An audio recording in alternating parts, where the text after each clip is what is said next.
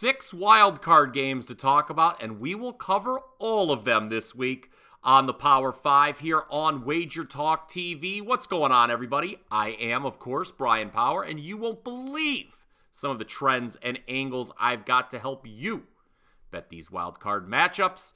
We'll be talking line movement, sides, totals, inexperienced versus experienced quarterbacks, Mike Tomlin unders, weather, and a whole lot more. Let's get it going right away, as we always do, by bringing up the WagerTalk.com live odds screen for our market moves section. And we're going to be taking a look at 3 games here and how the lines are moving. Let's start with the first game on Sunday. Yes, we're going to jump ahead a little bit. Steelers taking on the Bills in Buffalo, where the weather is supposed to be absolutely atrocious, in case you hadn't heard. Even a rumor floating around at one point that this game could be moved to Cleveland due to the weather being so bad. That's probably not going to happen, but I thought I'd bring it up anyway. Of course, when the public hears about bad weather, what do? Well, they bet the under.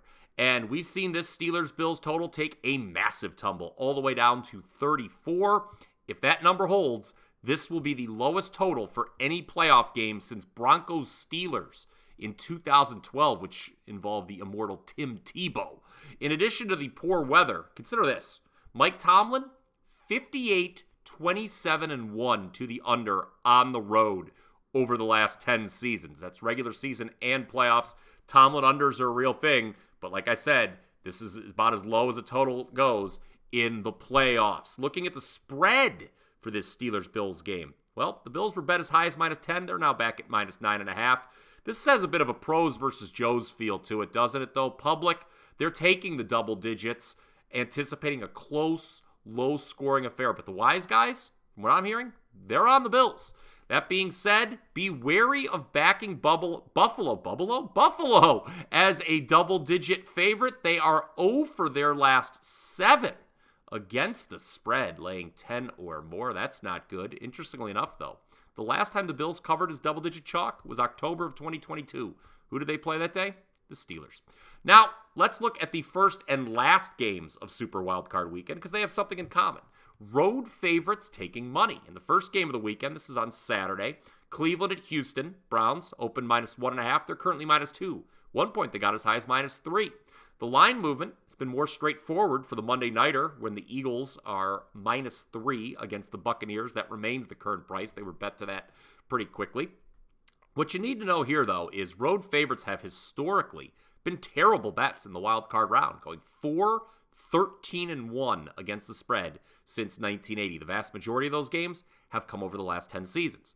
On the flip side, though, our 2 home dogs were both big underdogs to even make the playoffs prior to the start of the season. The Texans were 200-1 to make the playoffs. The Buccaneers were 100-1. Looking at the last 29 teams to make the playoffs who had 100-1 or greater odds prior to the start of the season, 24 of those 29 teams eliminated by the divisional round. 16 of them said goodbye in the wild card round. Something worth noting there. I'll also note, as we wrap up the market moves section, Browns-Texans over has taken some money, while the under in Eagles-Bucs has taken money as well. But again, the road favorites have taken the bulk of the money in those 2 matchups. And then, of course, we went extensively into the under on Bills-Steelers. Now let's move to our sell high segment, and I'm looking to sell the Rams, who are +3 at Detroit. Los Angeles has all the makings of a public dog here, don't they? My opinion, it's tough to overlook the fact Jared Goff, the Lions quarterback, is on a 25-8 ATS run indoors, while Matthew Stafford, former Lions quarterback, current Rams quarterback, is on a 4-17 ATS run in primetime games as an underdog. Of course, Goff, he used to be the quarterback for the Rams. You're going to hear about this ad nauseum over the 3-hour telecast. Remember, it's the Sunday night game. So Stafford's run in primetime games as a dog, very much applicable, obviously. Tough for me to see the Lions losing their first home playoff game since 1994.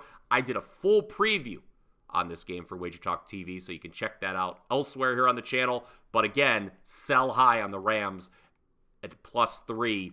I think this spread should be a little bit larger. Buy low, how about the Miami Dolphins at +4.5? Yes, the Miami Dolphins at +4.5. Now, if you listen to the chatter, why are the Dolphins even bothering to show up to Arrowhead Stadium Saturday night? It's going to be too cold in Kansas City.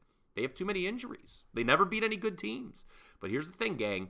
I have Miami rated as the slightly better team. They have the better point differential than the Chiefs, a better yards per play differential than the Chiefs, and a better yards per game differential. This is too many points. It's not like Patrick Mahomes lives in the Arctic Circle during the offseason. He and the Chiefs have to deal with these same elements as well, and Mahomes' receivers can't catch the ball, save for Travis Kelce, who was limited to a season low in yards by the Dolphins secondary when these teams met in Frankfurt, Germany. That was a 21-14 final, the difference being a Kansas City defensive touchdown. The Chiefs' offense, not what we're used to seeing in Kansas City, that's for sure. So I would buy low on Miami at plus 4.5.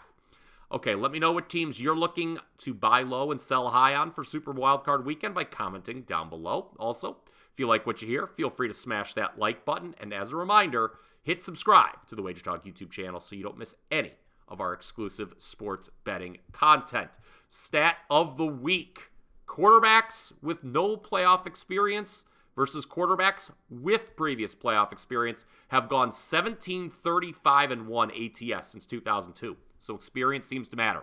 This trend applies to the following 4 matchups this wildcard weekend: CJ Stroud in Houston versus Joe Flacco in Cleveland. By the way, Flacco's 5-0 ATS all-time in wildcard games.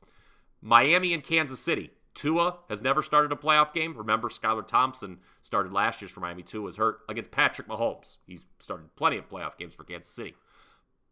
Pittsburgh and Buffalo. Mason Rudolph, this will be his first playoff start against Josh Allen, who has plenty of experience. And then Jordan Love makes his playoff debut for Green Bay against Dak Prescott and the Green Bay Packers. So again, historically speaking, taking teams with a quarterback who has playoff experience against teams who has a first-time playoff starter quarterback has been profitable. That being said, quarterbacks making their first ever playoff start last year, they did go 3-0 ATS, and those quarterbacks were Skylar Thompson, Daniel Jones, and Tyler Huntley. I think the crop of first-time starters, other than Rudolph, a little bit better than that aforementioned trio. I do have a bit of bad news for the Texans fans, however. Not only do you have a rookie quarterback, CJ Stroud, but also a first-year head coach, DeMeco Ryans. We've only seen this happen 4 times since the merger, where a team made the playoffs with a rookie QB and a first-year head coach. 2 of the previous 4 lost in the wild card round. Okay, before we get to our power play of the week, allow me to inform you I have 5 NFL wildcard selections currently available at WagerTalk. You can go to wt.buzz/BP right now. I'm coming off a 3-1 Thursday and am now plus 59.9 units in all sports since November 6th. That includes a 60% win percentage in NFL. Taking a look at my NFL selections that are rated 4% or higher, I'm on a 68% run with those, 15-7 last 22. That includes a perfect 3-0 with 5% max bets. 2 of my 5 plays for the weekend are rated as best bets. For a limited time, you can get all 5 plays for just $29. No coupon code needed. Just head over to my page, wt.buzz/BP right now. All right, power play of the week. Let's wrap this thing up. Over 50.5 Packers-Cowboys. I talked about it earlier in the week with Teddy and Prez on WagerTalk today. Green Bay had gone over in 6 straight games before a 17-9 win over Chicago in the final week of the regular season. But it was a highly misleading final because the Packers offense never punted and actually gained 7.2 yards per play. They were just 2 for 4 in the red zone, though. Missed a field goal, turned it over in plus territory. That should have been a much more lopsided final score. Oh, by the way, the Packers are 4th in the league in scoring on the road, and they should put up points here against a Dallas defense that allowed 25.7 points per game to offenses that are top 20 in DVOA, and the Packers are top 20 in DVOA. On the flip side, the Cowboys, we know what they can do offensively at home. Led the league in scoring at home, failed to hit 30 only once at Jerry World all year. That was against Detroit in the last home game, and even then they fumbled a potential touchdown through the end zone. I think we're going to see plenty of points here. Over 50.5 Packers-Cowboys is your power play of the week, and that does it for the NFL wildcard version of the Power 5. Follow me on X, formerly Twitter, at Bryan Power _wins. As a reminder, 5 wildcard plays for just $29 currently available at wt.buzz/BP. Until next time, let's catch some winners.